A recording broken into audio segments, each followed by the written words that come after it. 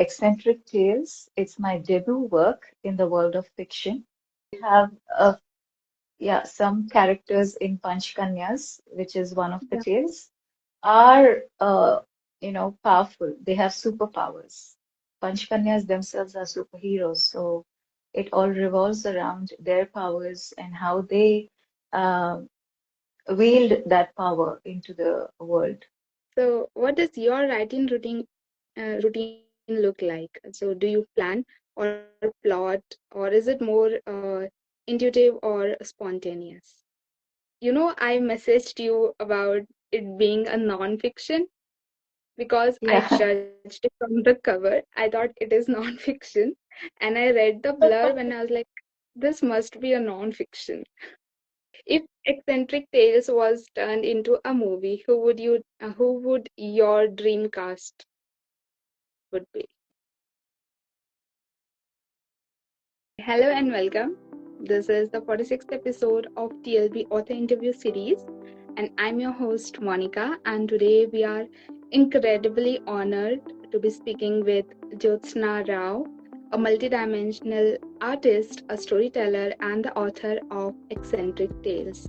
She's also the creator of AartiQlate, that is India's first handwritten graphic narrative on performing arts. And for all the uh, people who are watching, for the audience, the best commenter on the live will be rewarded with a copy of the author's book. So stay tuned and don't let your keyboards rest.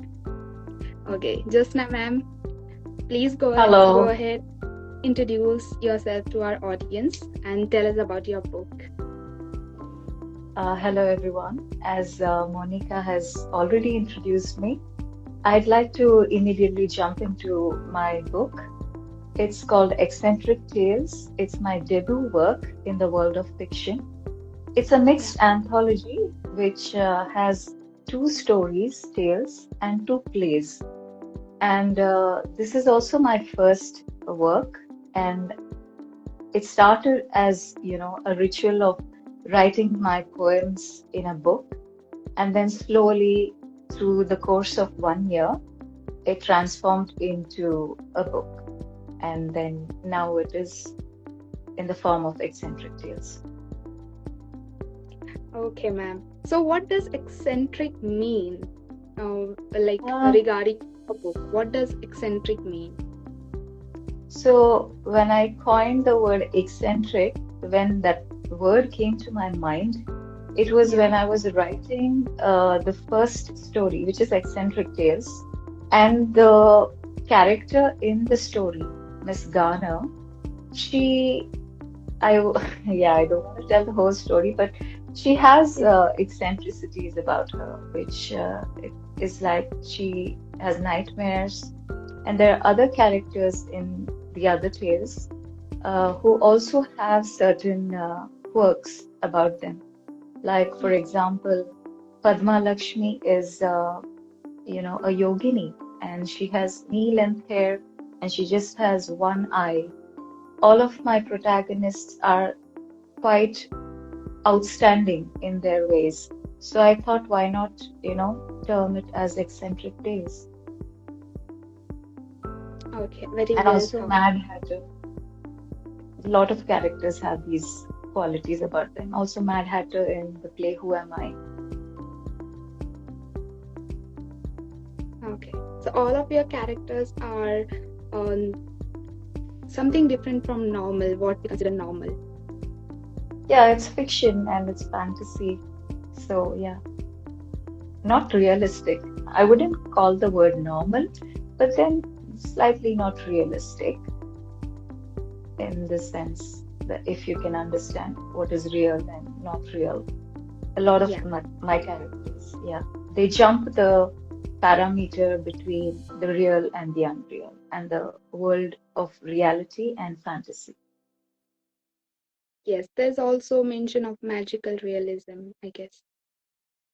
Magical? Yeah, there are magical stories, right? Yeah, yeah, they're fantasy stories, yes. Okay. And also So they have some characters in Panchkanyas, which is one of the yeah. tales. are, powerful. They have superpowers. Panchkanyas themselves are superheroes, so it all revolves around their powers and how they uh, wield that power into the world. Okay.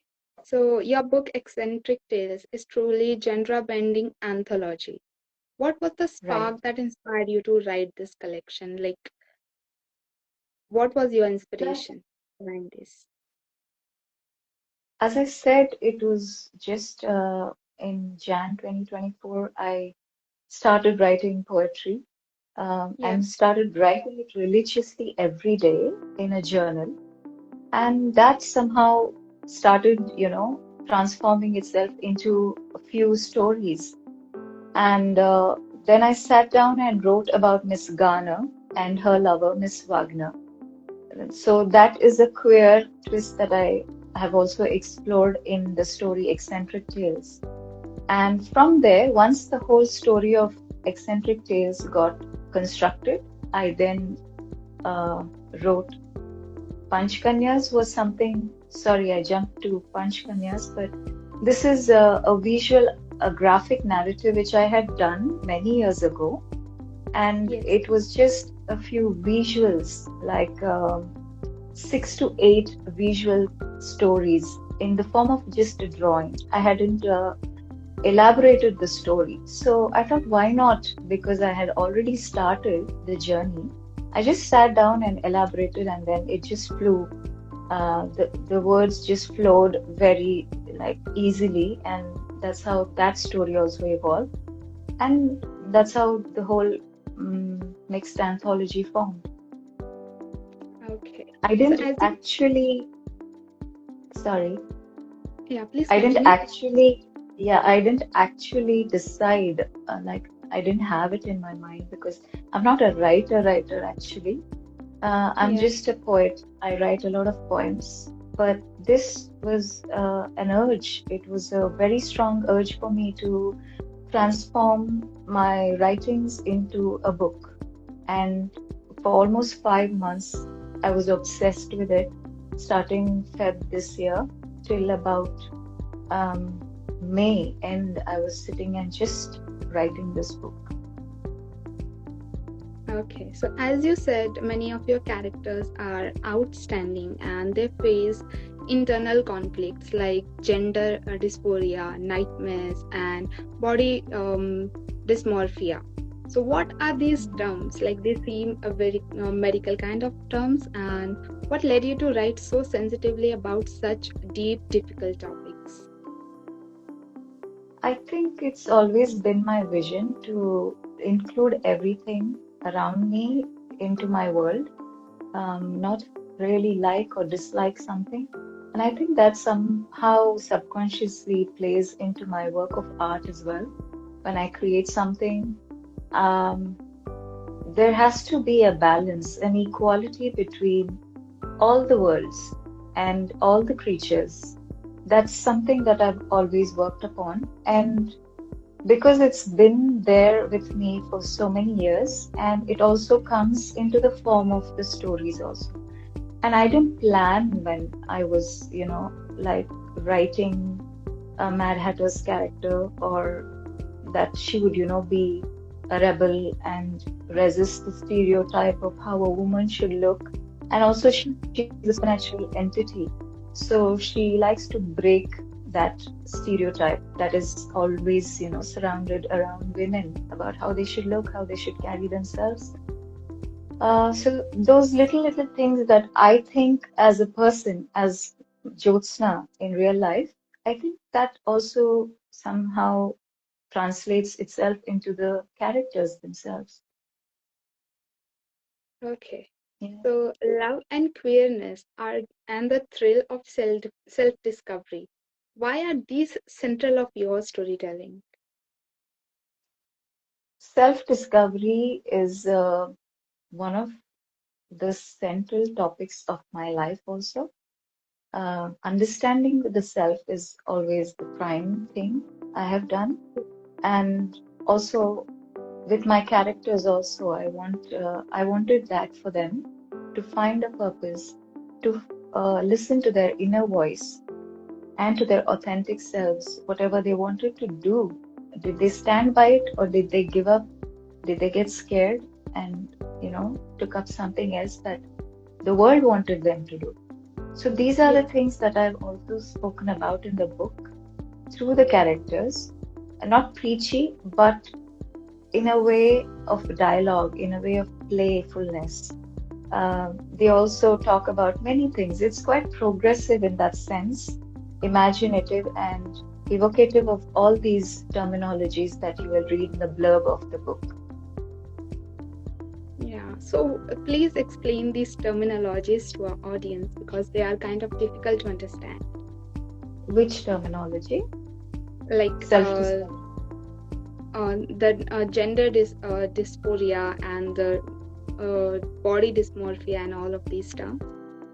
Right. Gender dysphoria is when, if you're a biological woman, but you feel like, a man, you're attracted to the opposite sex, or transgender, or a queer person, or physically challenged person. It could be anything. Yeah. That and you don't have to necessarily follow the rules laid by the society of how a woman should dress, or how a man should dress, or how a Mm-hmm. transgender transvestite should dress, or a lesbian or a gay person should dress. These are all the labels and terminologies that have been dictated. And what the person with gender dysphoria goes through is not being able to really relate to these, physical ways of uh, dressing themselves, or feeling like a woman, or mm, feeling like a man. So that is gender dysphoria. I hope I made myself clear on that. Yeah. Okay, you Okay. talk about dodging stereotypes through your characters and embracing Yeah. the authenticity. So, how personal is that message to you as an author and as an artist? Um, it's not dodging authenticity. It's about being authentic. And what is authentic is being real to yourself first, and Yeah. um, not, being flaky, and not going by what others want you to do, but listening to your inner voice in simple terms, doing what you feel is right. They say, right, body and mind conflict has always been there for many years. And Yeah. when you follow your heart, you actually are fulfilled, and you're also happy as a person. Whatever it is, the path that you choose, or the desires that you have, these all come under that. Okay, so your book is almost like a reflection of your life. Not really. Your, It's not yeah, yeah, that would be an autobiography. It's yeah, actually not a reflection of my life. Uh, these are the stories, that I have written, and how I would like to see the world to be like, the transformation within the world to happen through my stories. I have a vision, yeah. so that I bring it out through my stories. Okay, got it. So, what does your writing routine look like? So, do you plan or plot, or is it more intuitive or spontaneous? So my writing routine currently, or in the past? Currently, Currently, after this book, I just realized my limitations.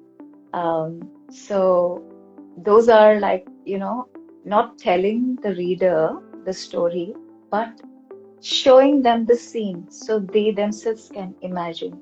That is something that I'm also working on, my craft as a writer, showing and not telling the reader, and also to be able to describe a situation with utmost sincerity and um, aesthetic uh, beautification, that is something I'm really working on right now and religiously every day. Yeah. Yes, someone is Yeah. asking, how do we do Someone that? else. How do we do that? Yeah, it's so for example, yesterday I just did an exercise of describing my room with just words as a description. For example, um, there's a quaint little corner which is quite dark, and the light is seeping in through the door. And I'm just sitting with my book and pen in hand to write something that I am imagining about. So, just describing the whole thing, but Yeah. not just telling it right away. Like, for example, I can say, I'm just sitting in my room with my pen and book in my hand, and I want to write. Instead of that, I make it a little bit more descriptive and let the reader jump into my space and imagine themselves, the atmosphere, the mood, and also the textures that I'm filling into the, words, which That's Virginia Woolf does a lot. If you read of the great author Virginia Woolf, I'm reading a lot of her works recent now. yes. So this is what I find with her work. She describes a lot, and initially it's very difficult to get the hang of what she's trying to do, but after 5-10 pages, you just immerse in the whole scene. You become a participant. So Yeah. that's what I'm working on right now. And I think that is a very like it makes you a great author if your audience, if your readers are able to immerse themselves and imagine the whole scenario you want to represent. I think that's a great uh, skill, I would say. Yeah, And it's also not very comfortable to get there. Your mind yeah, is really not, wired in that sense. So it's also an exercise that you have to keep practicing every day. The yeah, craft, the it is skill to be you have achieved. to. Yes, it's like any art form.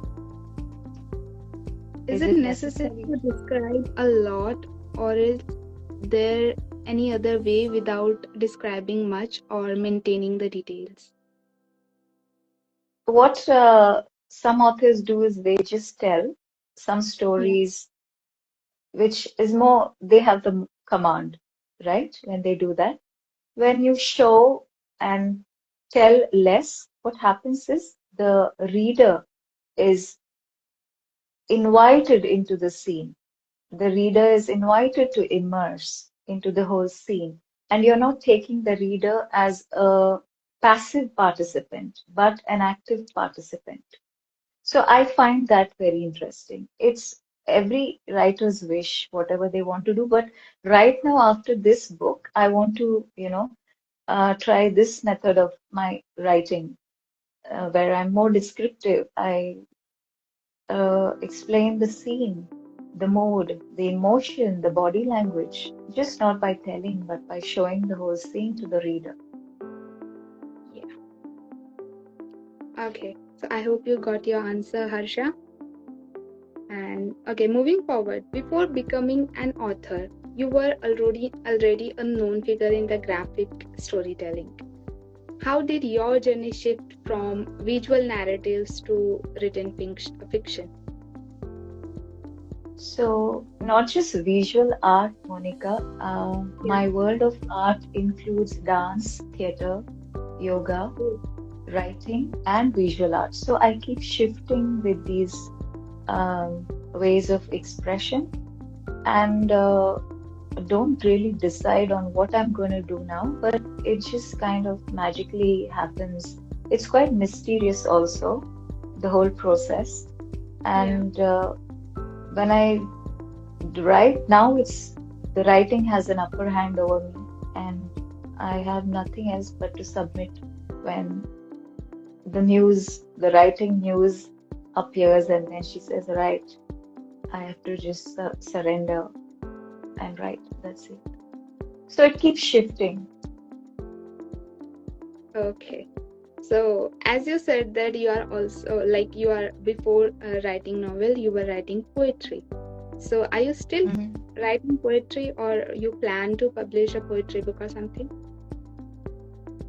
I don't plan, but I've always been writing. It started with a diary, maintaining a diary since my school days, high school days, then a journal, and started writing poems. I don't publish my poems per se, but a few I have mm, on my blog, which I don't really maintain now. I just write in my book. It's more of a private conversation that I have with myself, my poems and my journal writings. Yes, I do that very regularly. I I also am quite eccentric. Sorry. I also find few of your poems on your Insta handle. Yes, that's very recent. Yeah, they were quite good. I liked them. Thank you. Okay, so I'm very curious about this part. Were there stories that didn't actually make it to the final collection but still haunt you? Like, why aren't we included? No, no. I don't think I have excluded any of the stories. In fact, I wanted to add more, but then I thought these four, stories and plays would be a good uh, length for the first book. Yeah, okay. So there is like everything you wanted to write, you included everything. Yeah, yeah, I have. That's good. So if you could have tea with one of your characters or one of like character from other books, who would it Hmm. be and what would you ask them? Who would it be? I would definitely have tea with Mad Hatter because Yeah. she is the one who throws tea parties. And what would I ask my character, Mad Hatter, is what makes her so, courageous and bold? And yeah, she's a very bold character. And I Yeah. would like to, go on a date with her. Oh, okay. Yeah, she's quite a charming. Let me. I think, yeah, she's a very charming character. Yeah. The So, cover page of my book has Mad Hatter. okay, talking about the cover, it looks very simple, but I think it has some kind of depth to it. I really liked how simple it is. It gives some classic kind of vibes, but I messaged you about it being a non-fiction because I Yeah. judged it from the cover. I thought it is non-fiction, and I read the blurb and I was like, this must be a non-fiction. And then I Okay. messaged you. Okay. One of the reviewers also has mentioned it as non-fiction. Then I wanted to, tell her it's fiction, but then I didn't. No, it's fiction. I actually like simple things in life, and I wanted the Yeah, book also to be quite simple and straightforward. No, magical stuff flying things around on the cover page. Just yeah, two characters. Yeah. And vintage style was something that was on my yeah. mind. That was a striking factor of the cover, the vintage style. Thank you. Okay, so if someone is picking up your book, Eccentric Tales, during a difficult time in their life, what would you want to Hmm. say to them? What difficult time. Uh, that is a little. If they are a young adult between 13 and 18 years or 20 years, I think they would really enjoy the book. It's mainly focused for young adults after Hmm. 15 years of age. Uh, they would, I think, enjoy all these different characters, explorations, and self-discovery because that is the age when you're actually trying to understand, who you are, what you want to be, who you want to become. So I think it's a good point in life to, pick up the book and read and immerse themselves into it. I completely agree with you. So, apart from you as an author and your book, what's the story behind the name AartiQlate? Oh, AartiQlate. I actually started it in 2012. The word RT, AARTI, comes from my guru's research organization called Aarti. So, and because I was studying with her and learning dance also, I wanted to do some research work, and I kept the word Aarti and AartiQlate, added the Q with a quirky twist, and late, AartiQlate. That's how the spelling emerged. Okay, so please do tell us, tell our audience what AartiQlate is. So, AartiQlate was an online magazine on performing arts. It was completely handwritten by me, and it was edited by Ranjana Dave. Um, so these were magazines. Like really, I would draw, design, write the stories, interview people, and write it with my hand, with pen and everything, and then scan it and then get the print and upload it on issue.com. It also was featured in nartaki.org, which is a very popular dance website. Yeah. Every once quarterly, it was published as well on Nartaki. So it was a handwritten magazine, one of its kind, um, India's first graphic narrative on performing arts, I can say. Yes. So it only has dance, music, yoga, theatre being covered. Okay. So, as we are talking about your magazine, do you think there's still space in today's digital world for handwritten or hand illustrated storytelling? Yeah, why not? I think people would like that change because now there's so much of AI generated material. You see everything looks, the aesthetics of it is very flat, very similar. Even humans are being replaced in ads and stuff, if you've noticed, and also anchors are being replaced. So somehow, for people who like human interaction and want to, feel the joy of what it would be like to write with a pencil or pen, there is Yeah, still this genre which is niche, but it is still there. People are still appreciative of simple things, simple living lifestyle, simple books, Yeah, exactly. there's And always room. to be very honest, I don't think so. Digital world and the digital things we are using can replace handwritten or hand illustrated stories and all. They are like No. they have an emotion attached to them, so it's totally Yeah, different. yeah. And you can also sense the energy of the person when you Yeah, actually look at a painting which is hand drawn and or look at a drawing which is hand drawn. You see the emotions, the mood of the artist with, obviously with some training, the eyes, you can actually sense these things if you're sensitive enough. But exactly. with the digital, you can't. Totally. So, are you currently working on something new, a sequel, another anthology, or maybe a novel or something? I am writing, but my Yeah, process is such that uh, it emerges on its own. So I can't tell what it will become. yeah, So, but I am writing. There is a character, there is a plot which has already emerged. So yes, that is why I'm also working on my craft as I told you all that uh, I'm working on describing the scenes more rather than telling.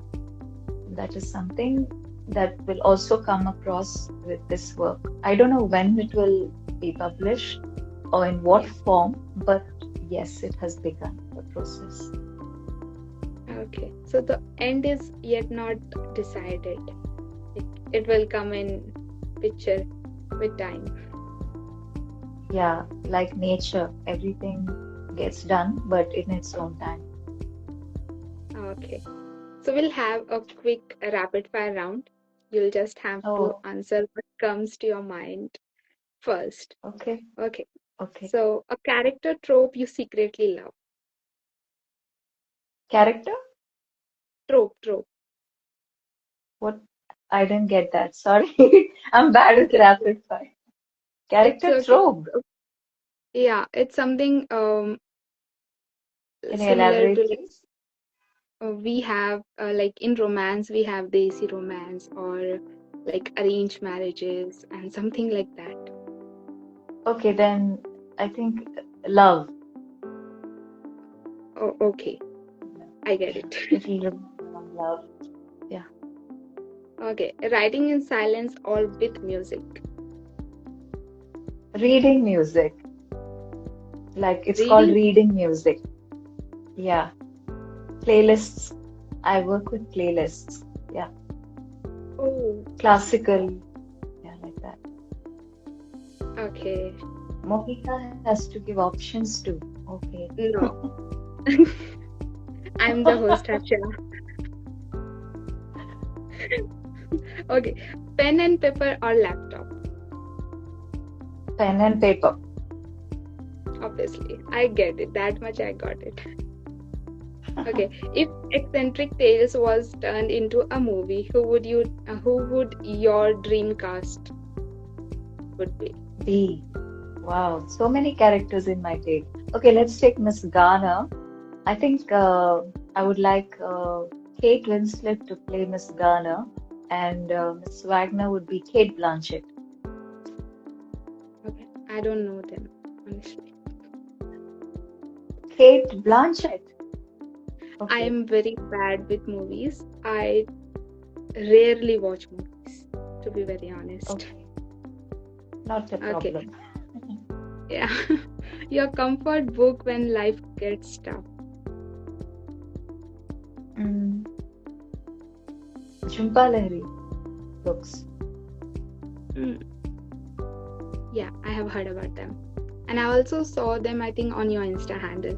You are a big fan Mm, of them, right? yes, I think she has inspired me to write a book sort of. Yeah, she's been my inspiration. After I read Lowland, uh, I wanted to write seriously. Yeah, Okay. Coffee or tea? coffee, So you're a coffee lover. coffee, black coffee. Oh, black coffee. Okay.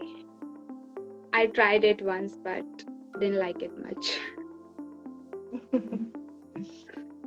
Okay, that was it. Thank you so much, Jyotsna ma'am, for taking us behind Welcome. the scenes of your work. And I really love talking to you. It's very calm vibe that you give, and I really enjoyed this session with you.